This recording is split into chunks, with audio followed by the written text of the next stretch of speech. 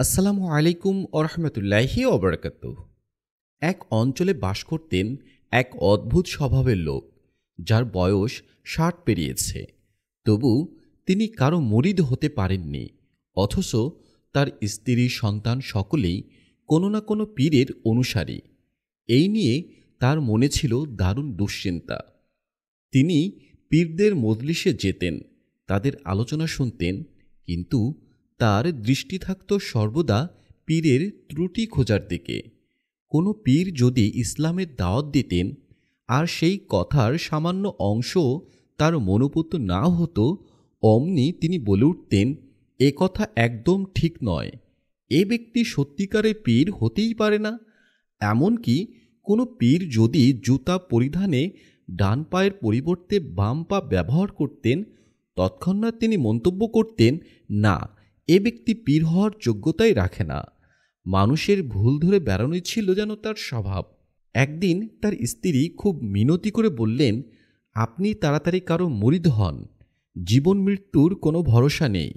কোনো বুজুর্গ ব্যক্তির সান্নিধ্য ছাড়া যদি আপনি এই দুনিয়া থেকে চলে যান, তবে বড় ভুল করবেন। জবাবে লোকটি বলতো, আমার তাতে কিছু আসে যায় না। যতদিন না আমি সঠিক পথ পাচ্ছি, ততদিন কারো মুরিদ হব না। স্ত্রী তখন বিষণ্ণ স্বরে বললেন, আপনার কথা সত্য, কিন্তু মৃত্যু তো যে কোনো সময় আসতে পারে। আমি না হয় আমার পীরের সঙ্গে হাসর পাব, কিন্তু আপনার কি হবে? স্ত্রীর এই কথা শুনে লোকটির টনক নড়ল।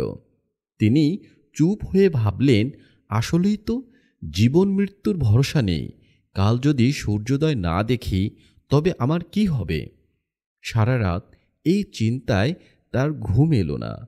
রাতের শেষ ভাগে তিনি উঠে আল্লাহ তাআলার কাছে দোয়া করলেন, হে আল্লাহ, অনেক খুঁজেছি, অনেককে দেখেছি, শুধু তাদের অনেক ত্রুটি দেখেছি, কিন্তু আজ থেকে আর এমনটা করব না। আজই আমি ঘর ছাড়ব, যাকে আমার চোখে পড়বে তাকেই পীর বানিয়ে নেব। এই দৃঢ় সংকল্প নিয়ে তিনি ঘর থেকে বের হলেন। বাইরে এসে তিনি দেখেন চোরদের এক কাফেলা চুরি করা মাল নিয়ে যাচ্ছে। কাফেলার একদম শেষে ছিল এক চোর, যে মুখ লুকিয়ে রেখেছে। লোকটির সঙ্গে সঙ্গে তার ওয়াদার কথা মনে পড়ল, প্রথম যাকে দেখবেন তাকেই পীর বানাবেন। আর দেরি না করে তিনি দৌড়ে গিয়ে চোরের পা জড়িয়ে ধরলেন আর আকুল হয়ে বলতে লাগলেন, পীর সাহেব, আমাকে আপনার মুরিদ বানিয়ে নিন। চোর তো অবাক। সে বলল, ভাই, তুমি কি পাগল? আমাকে দেখে তোমার কি মনে হয়? আমি তো একজন সামান্য চোর। আমি কিভাবে তোমার পীর হব? লোকটি দৃঢ়তার সঙ্গে উত্তর দিল, আমার রবের কাছে আমি ওয়াদা করেছি, প্রথমে যাকে দেখব তাকেই পীর বানাবো। আজ আমি আপনারই দেখা পেয়েছি। আপনি একা আসেননি, আমার আল্লাহ তাআলা আপনাকে পাঠিয়েছেন। চোর পেরেশান হয়ে বলল, ভাই, এসব পাগলামি করো না। আমি এমনিতেই অনেক পাপের মধ্যে ডুবে আছি। আমি নিজেই জানি না আখিরাতে আমার সঙ্গে কি হবে।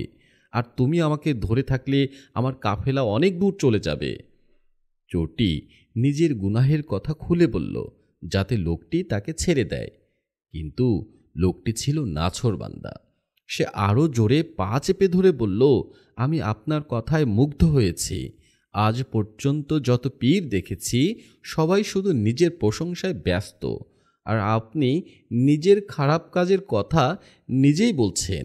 আমি বুঝে গিয়েছি, এতদিন যাদের দেখেছি তারা ছিল নকল, কিন্তু আপনি একমাত্র ব্যক্তি যাকে আমি আসল রূপে পেয়েছি। চোর অবাক হয়ে ভাবল, এ কেমন বিপদ রে বাবা! গুনাহের কথা বললাম মুক্তি পেতে, আর উল্টো সে আমাকে আরও আঁকড়ে ধরল। তখন চোরটি বলল, তাহলে আমি তোমার পীর আর তুমি আমার মুরিদ, তাই তো? লোকটি বিনয়ের সঙ্গে উত্তর দিল, জি হুজুর, আমি আপনার মুরিদ। আপনি আমার প্রাণ চাইলে আমি কোরবানি দেব, কিন্তু আপনাকে যেতে দেব না। আগে আমাকে মুরিদ বানিয়ে নিন। চোরটি তখন দেখল এ তো খুব জেদি লোক। সে একটি চালাকি করার চিন্তা করল। সামনে একটি অন্ধকার বাড়ির দিকে ইশারা করে বলল, ঠিক আছে, তুমি আমার সঙ্গে আসবে না। আমি ওই বাড়িতে আজ রাতে চুরি করব। আমি এখন ভিতরে যাচ্ছি আর চুরির মাল তোমাকে দেখাবো। নীরবে গুনাহ হতে দেখাটাও কিন্তু গুনাহ। তুমি এখানেই থাকো। চুরি করার পর তোমার যদি মনে হয় আমি চোর নই, তবে আমি তোমাকে মুরিদ বানাবো। লোকটি তার কথায় রাজি হলো। সে বাইরে অপেক্ষা করতে থাকলো। চোরটি ভিতরে গিয়ে দেখল পুরো বাড়ি অন্ধকার, কেবল একটি বাতি জ্বলছে। সে হাতড়ে হাতড়ে দেখল কিছুই নেই। অনেক খোঁজার পর কেবল একটি তসবিহ আর জায়নামাজ পেল। বুঝল এটি একটি নামাজের ঘর। এদিকে চোর যে ঘরে চুরি করতে ঢুকেছিল সেটা ছিল বড় পীর হজরত আব্দুল কাদের জিলানী রহমাতুল্লাহ আলাইহির ঘর।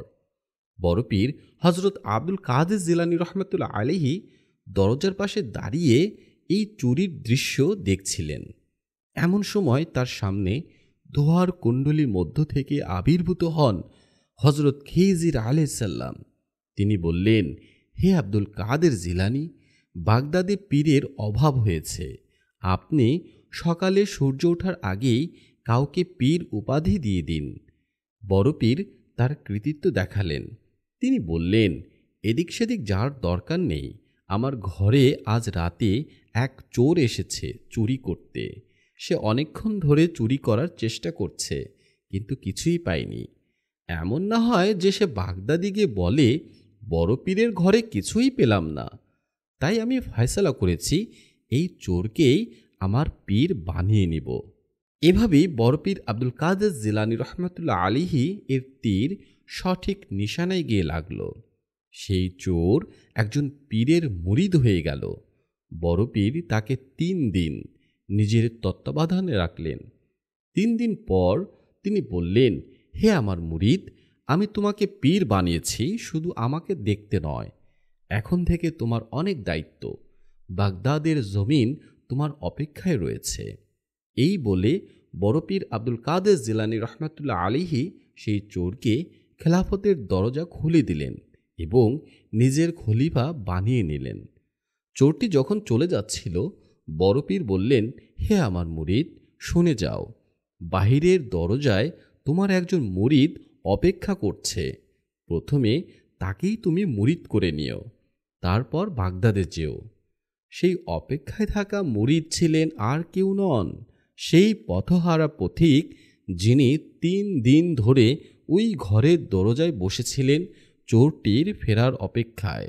সুবহানাল্লাহ। চোরটি যিনি বর্তমানে নতুন পীর হিসেবে নিযুক্ত হয়েছেন, তিনি বাহিরে এসে অপেক্ষায় থাকা পথিককে নিজের মুরিদ বানিয়ে নিলেন। এভাবেই এক চোর পেল আলোর দিশা, আর এক নাছোড়বান্দা মানুষ পেল তার সঠিক পীরের সান্নিধ্য।